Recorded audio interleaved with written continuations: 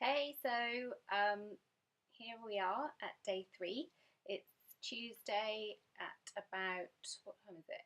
8:30. It's about 8:30 p.m. And I'm very pleased to say that I have pretty much completed day three of my juice and smoothie fast, my green juice and smoothie fast, or feast, as a friend of mine pointed out that I should be calling it, which is a very good thing to point out.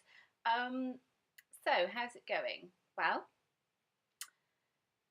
yesterday, which was day two, was good. Um, I spent most of the day at the beach with my brother and his girlfriend and my mum.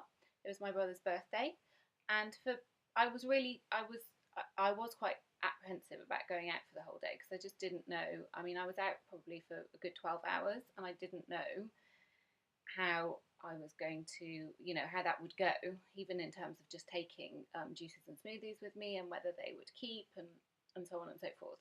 So, but by and large, it was it was a great day. We were kind of running along the beach and we spent a lot of time in the sun, which I've heard is really good part of the detoxification process and great if you're on a juice feast. Um, so yeah, so I think most of the day was absolutely fine. I did hit a wall about, I'd say, about 6 p.m. Um, I really started to feel really tired and really, really cold, absolutely freezing, in fact, which again I've heard is associated with kind of being on. I don't actually know if it's the detox process or if it is to do with the reduced calories or reduced fat. I'm not actually sure what it's to do with, but I know that it's a known associated thing. So I wasn't kind of nervous about it, but I just felt really, really cold, and that kind of, I think, then made me feel really tired. And I also think that I got a bit dehydrated because I then started to get a headache probably from about 7 o'clock in the evening, and that wasn't very cool. I didn't really like that, and it kind of got worse until I went to bed, really. So yeah, the last few hours of the evening yesterday were not so fun, but most of the day was lovely. So pros and cons. But this morning I woke up and thank goodness the headache had cleared, and I felt much better. I think I had a really long sleep. I think my body needed to have some rest, so that was great. And then today I've had a really easy day. I've intentionally taken it really easy because just kind of was aware that possibly I was struggling a little bit last night, and I didn't want to end up in the same position this evening. But touch wood, there's some wood over there. It's I felt fine today. I haven't had any headaches. I haven't felt cold. It's all been good. So that's fantastic. So I'm really pleased. What else has happened? Oh, I should say actually that this is the book that I'm following. It's Gabriel Cousens' book, and it's his program that I'm following. So if anybody else is diabetic that happens to be watching this, then this is what I'm following. I can't say yet whether it works or not because I haven't been on it for long enough, but obviously I'll update with that as and when I go along. So far in terms of my blood sugar, it's not fantastic. It's not where I want it to be. In fact, it was not really very good at all on the first day, and was so yesterday, and was pretty much so today. But this afternoon / this evening, it's dropped. Not into any sort of terrible level, but it has dropped. So that's promising. I'm really pleased that it's looking like it's starting to drop, and I'm really interested to see what my fasting blood sugar is going to be tomorrow. So yeah, I know that on the Raw for 30 documentary that Gabriel Cousens did, he said that it was about typically around day 4 that people would notice a change in their blood sugar. So, so we'll see what happens there. What else? The other thing that I found really interesting is there's definitely, for me, as I'm sure there is for lots of people, a connection between food and emotion, and I found that really interesting. I'd kind of noticed it when we had a supermoon and the summer solstice a week or so back, and I noticed it then that emotions came up, and that it was interesting that my kind of automatic desire was to eat more, and obviously I wasn't eating kind of sugary foods, but that's probably what I would have done in the past. So that was really interesting. And the same, something happened this afternoon as well, which I might blog about later on. But yeah, I had a very frustrating conversation or experience, I should say, with my consultant.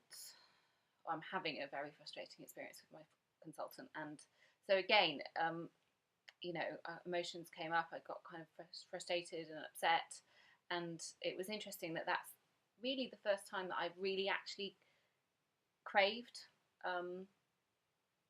wanting to eat a lot. So it's interesting that I'm having to learn new ways to kind of work through that.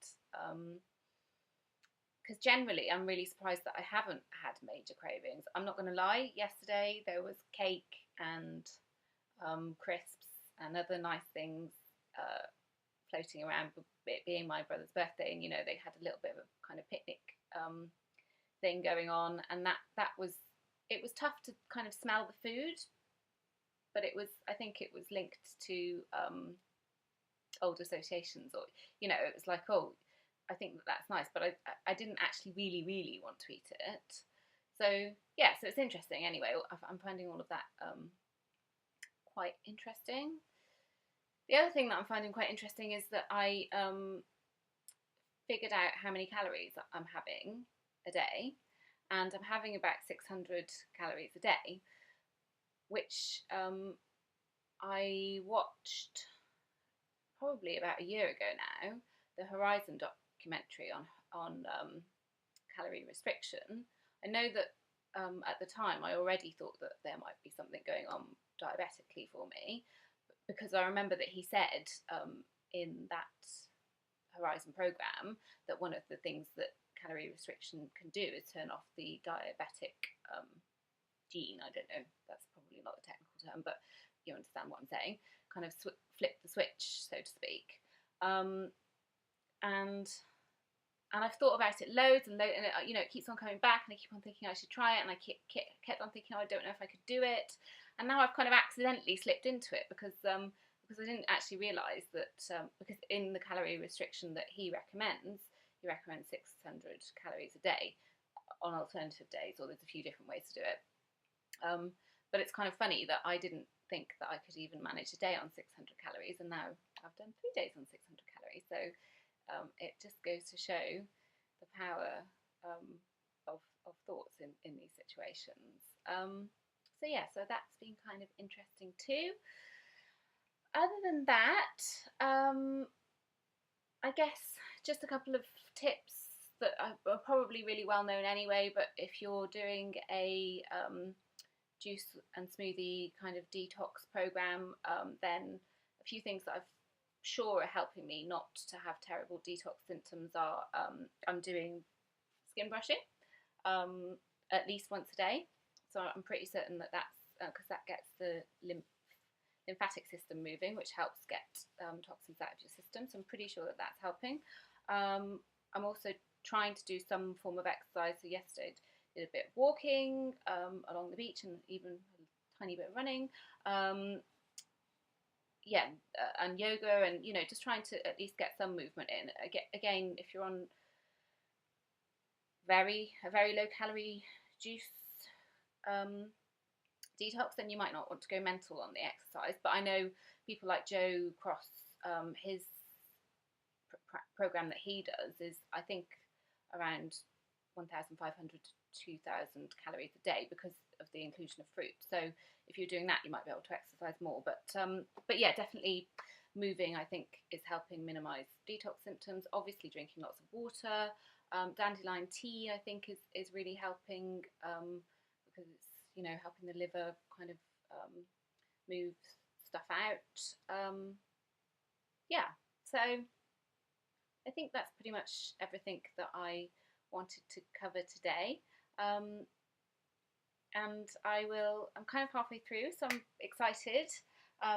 It's a 7-day program that I'm on, so yeah, once I get to kind of lunchtime tomorrow, then I'm definitely halfway through, so that's really cool. And if yesterday, if I got over the worst bit yesterday, then I'm also really chuffed about that. And if my blood sugars do start dropping, then obviously that's the whole point of it. So I'll be really, really pleased.